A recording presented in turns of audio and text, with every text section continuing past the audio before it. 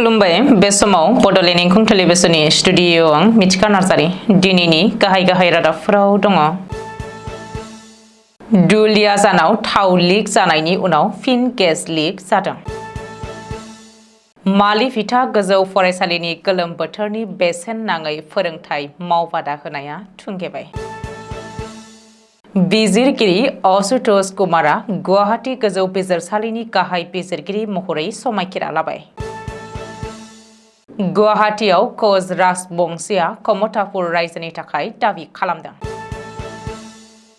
Bongaigaon circuit हाउसखौ सासे hotel बिगोमा आरो जायगानि एमएलएनो गथायनायखौ कंग्रेसआ सोंखारिदों। बांलादेशआव एयारफोर्सनि ट्रेनिंआव फ्लाइट सौग्रावनानै सासे सुबुंनि जिउ खहा। मिजोरामाव हा गिसिखानानै सासे सुबुंनि जिउ खहा। बिजनीआव रेलवे ट्रेकनिफ्राय सिनाय मोनै गोथै सह बोखांदों। दानिया फैदोनि आबुं रादाबाव।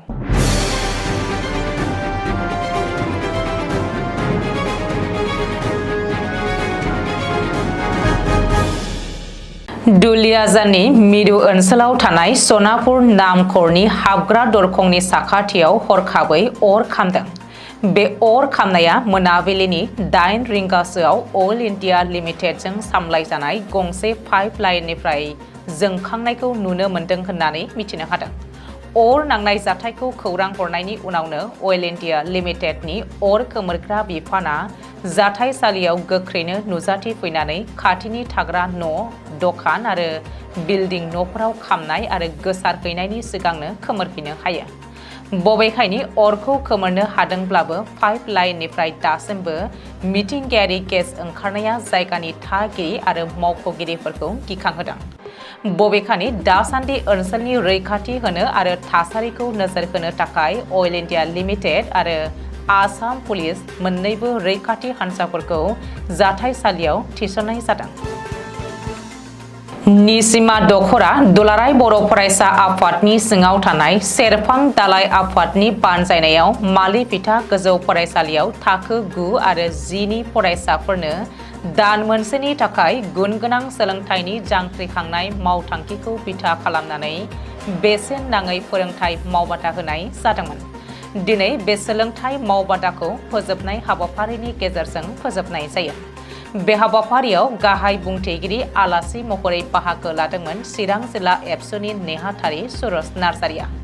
बेजों लोगोसेनो लोगो सोलोंथाइ नेहाथारि कामेश्वर बसुमतारी, सुबुं फोनांजाब नेहाथारि बिलास ब्रह्म, रांगिरि सन्तोष बसुमतारी मोनाबो बाहागो लादोंमोन। बिजिरगिरि आशुतोष कुमारा गुवाहाटी गोजौ बिजिरसालिनि गाहाय बिजिरगिरि एबा चिफ जास्टिस महरै समायखिरा लाबाय। रायजो बेंगिरि लक्ष्मण प्रसाद आचार्यआ दिनै आशुतोष कुमारखौ गुवाहाटी गोजौ बिजिरसालिनि गाहाय बिजिरगिरि महरै समायखिरा लाहोयो। बे हाबाफारियाव गिबि मन्थ्रि डक्टर हिमन्त बिश्व शर्मायाबो बाहागो लादों। बे हाबाफारिया जास्टिस आशुतोष कुमारनि न्यायारि जिउनि मोनसे मख'जाथाव माइल खुन्थियाखौ दिन्थियो। मानोना बियो पाटना गोजौ बिजिरसालिनि बिबान लाथ'नाय गाहाय बिजिरगिरि महरै सिबिथाय होदोंमोन। बेनि उनाव दा बियो गुवाहाटी गोजौ बिजिरसालिनि दैदेननायखौ सामलायनो थाखाय सिगांदों, जाय आसाम, नागालेण्ड, मिजोराम आरो अरुणाचल प्रदेश रायजोफोरखौ सिबिथाय होयो। 1 अक्ट'बर 1966 मायथाइयाव जोनोम मोननाय जास्टिस कुमारा गावनि गोदान मासियाव गोबां रोंमोन्दांथि लाबोयो।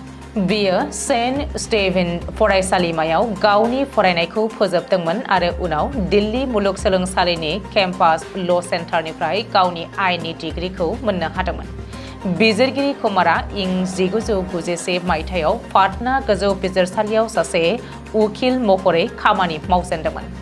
दाय गोनां आयेननि सायाव नोजोर होदोंमोन आरो थैनायनि साजा होजानाय कयदीफोरनि केसफोरजों लोगोसे गोबां गोजौ थाखोनि केसफोरजों मोगा-मोगि जादोंमोन। जास्टिस कुमारनि न्यायारि जिउ राहाया इं 2014 मायथाइयाव जागायजेनदोंमोन जेब्ला बियो पाटना गोजौ बिजिरसालियाव उफेरा बिजिरगिरि महरै थिसनथाय होनाय जादोंमोन। उननि बोसोराव बिखौ दिल्ली गोजौ बिजिरसालियाव लांनाय जादोंमोन। जानुवारि 2025 मायथाइयाव बियो पाटना गोजौ बिजिरसालियाव मावथ'नाय गाहाय बिजिरगिरि महरै मासि लादोंमोन।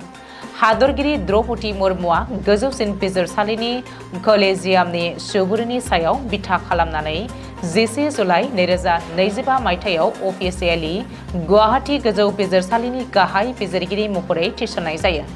समायखिरा लानाय हाबाफारियाव गोबां मुंदांखा सुबुंफोर दंमोन, जेराव गुवाहाटी गोजौ बिजिरसालिनि बिजिरगिरिफोर, रायजोनि गोजौ थाखोनि मावख'गिरिफोर आरो आयेनारि सुबुं समाजनि सोद्रोमाफोरा दङमोन।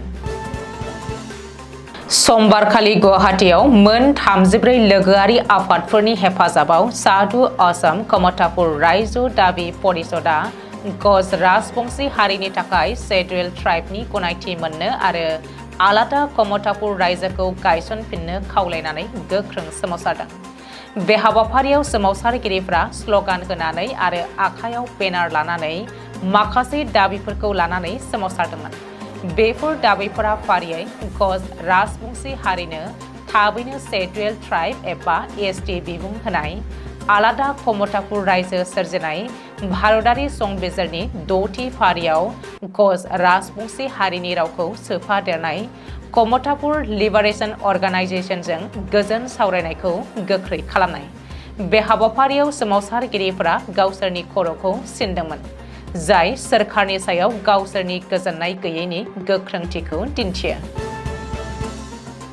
बङाइगाव सार्किट हाउसखौ सासे हटेल बिगोमा आरो जायगानि एमएलएनो गथायनायखौ कंग्रेसआ सोंखारिदों। मख'नो गोनांदि बङाइगाव जिल्ला दालाइ कंग्रेस दोलोनि आफादगिरि गिरीश बरुवाया राजीव भवनाव गुबुन गुबुन जिल्ला जेंनाफोरनि सायाव सावरायनानै खौरां मेल खुंदों। बङाइगावआ सार्किट हाउसखौ हटेल जाहानाभि रेजेन्सिनि बिगोमानो गथायनायखौ सोंखारिदों। जायगानि एमएलए दीप्तिमयी चौधुरी आरो बरपेटानि एमपि फणिभूषण चौधुरीखौ मावनो हायैनि थाखाय सोंखारिदों।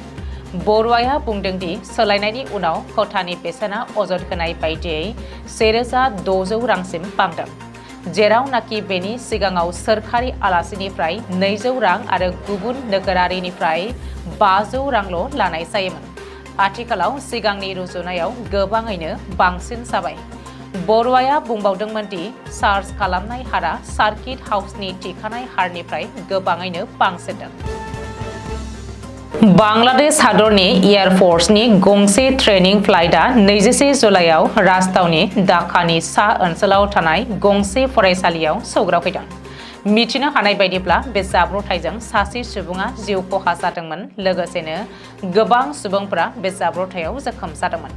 सौग्रावनाय फ्लाइटखौ F-7 BGI फाइटार फ्लाइट होननानै मिथिनो हादों। बे जाब्रबथाया माइलस्टोन स्कुल आरो कलेज केम्पासआव जादोंमोन होननानै मिथिनो मोनदों, जायनि थाखाय बे जाब्रबथाय जानाय समाव गोबां फरायसाफोर दङमोन। बे जाब्रबथाया ओनसोलाव बयखौबो गिनाय सोमजिहोदों। मख'नो गोनांदि बे जाब्रबथायाव गासै सा 13 सुबुंफ्रा गोब्राबै जोखोम जादों होननानै खौरां मोनदों।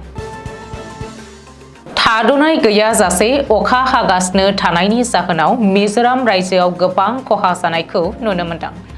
गोबां अखा हानायनि जाहोनाव मिजोरामनि मामित आरो आइजल जिल्लायाव हा गिसिखादों। मिथिनो हानाय बायदिब्ला हा गिसिखानायनि जाहोनाव कलासिब जिल्लानि हरटकी गामिनि रडलुयांगा 40 बोसोर बैसोनि सुबुङा जिउ गोमादों। बेजों लोगोसेनो हान्था मेला खालामनायाव लामा फोनांजाबनायाव गोबां हेंथा सोमजिदों होननानै सुलुङाव फोरमायदों। चिरां जिल्लानि बिजनी रेल स्टेशन साखाथि रेलवे लाइननिफ्राय सासे सिनाय मोनै गोथै सह बोखांनो हादों। बेखौ मोनसे गिख्रंथाव ट्रेन जाब्रबथायनि सन्देह खालामदों बिजनी पुलिसआ।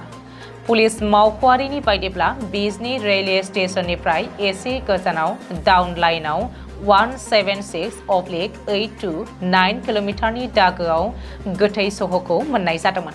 गोथै सहनि खौरां मोननायनि दान्दिसे उनावनो रेलवे पुलिसआ जाथाय जानाय जायगायाव सौहैयो आरो बेखौ बोखांनानै लाबोयो होननानै मिथिहोदों। थैनाय सुबुंनि सिनायथिखौ दासिमबो मिथिनो मोननाय जायाखै आरो थैनायनि गुबै जाहोनखौ मिथिनो थाखाय दायो नायबिजिरनाया सोलिगासिनो दङ। दिनैनि रादाबा एसेनोसै, गोजोन्थों।